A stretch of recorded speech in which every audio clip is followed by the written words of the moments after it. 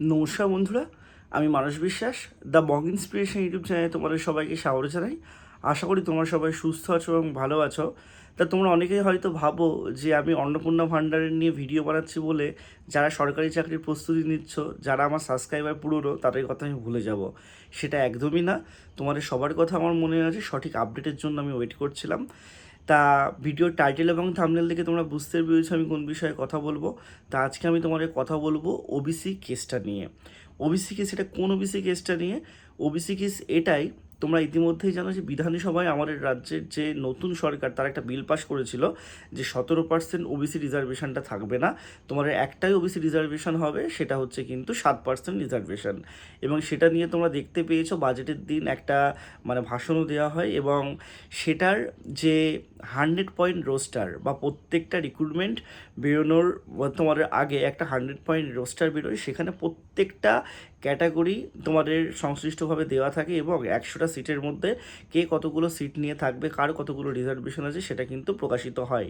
তা গতকাল রাতে সেটা কিন্তু প্রকাশিত হয়ে গেছে এবং সেখানে স্পষ্টভাবে তোমাদের 100 পয়েন্ট রোস্টারে 7% ওবিসিদের সংরক্ষণ, সেটার স্বীকৃতি কিন্তু দেওয়া আছে। এটার মানে কি? এটার মানে এটাই দাঁড়াচ্ছে যে পরবর্তীকালে যত ভ্যাকেন্সি আমাদের রাজ্য সরকারের তরফ থেকে আসবে, সবগুলোতে কিন্তু 7% করে রিজার্ভেশনটা তোমাদের থাকবে। ওবিসি এ, ওবিসি বি, সেই রিজার্ভেশনটা থাকবে না আলাদাভাবে, তোমাদের 7% রিজার্ভেশন নিয়েই কিন্তু থাকবে। তা নতুন রিক্রুটমেন্ট বার হতে কিন্তু আর কোনো বাধা সরকারি দিক থেকে থাকলো না, বা কোনো দিক থেকে থাকলো না। নতুন রিক্রুটমেন্ট তারা চাইলেই বার করতে পারে। তাই এই নতুন রিক্রুটমেন্টগুলো কবে বেরোবে?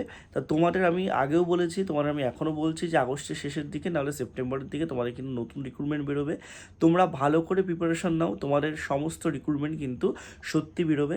এবং একটা কথা তোমরা জেনে রেখে দেবে যে এই ওবিসি কেসটা না মিটলে তোমার অনেক কিছু হচ্ছিল না। তা 100 পয়েন্ট রোস্টার একবার যেহেতু দিয়ে দিয়েছে, কেউ যদি কেসও করে সেই কেসটা কিন্তু নানান ভয়েড হয়ে যাবে। তার কারণ 100 পয়েন্ট রোস্টার যদি একবার বেরিয়ে যায়, সেটা ফাইন্যান্স কমিশনের অনুমতি থাকে, সেখানে তোমার মুখ্য সচিব থেকে সবার সবার তোমার কিন্তু যে প্রেয়ার সেটা থাকে, এবং সেটার পরেই কিন্তু এই রোস্টারটা বেরোয়। তাই রোস্টারটা বেরিয়ে গেছে, তোমাদের আর কোনো সমস্যা নেই।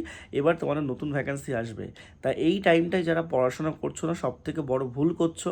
এবছর কিন্তু প্রশ্নপত্রও আলাদা হবে, কারণ নতুন সরকার, প্রশ্নপত্র আলাদা হবে, নতুনভাবে তোমাদের পরীক্ষা হবে, এবং তোমাদের কিন্তু খুব তাড়াতাড়ি ফাস্ট কিন্তু পরীক্ষাটা হবে। এটা তোমরা জেনে রেখে দাও, তোমরা বেশি সময় কিন্তু পাবে না। তো অবশ্যই তোমরা কিন্তু ভালো করে প্রিপারেশন নাও, ভালো করে পড়াশোনাটা তোমরা অবশ্যই চালিয়ে যাও।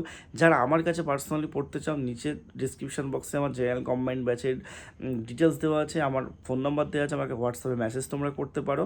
তা তোমার কিন্তু ওবিসি যে ব্যাপারটা তোমরা অনেকেই জিজ্ঞাসা করছিলে, 17 না 7%, তা 7% নিয়েই কিন্তু তোমার পরবর্তী নতুন ভ্যাকেন্সি বেরোবে।